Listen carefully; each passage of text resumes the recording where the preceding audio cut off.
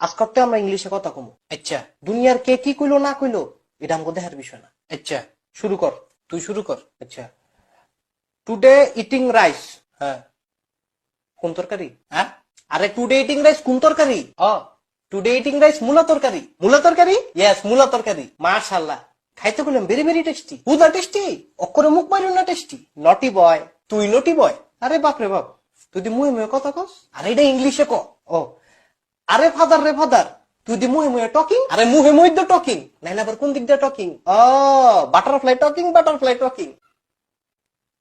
এটা বিউটিফুল। তাহলে beautiful talking, beautiful talking. Yes yes, beautiful হই, বিউটিফুল হই।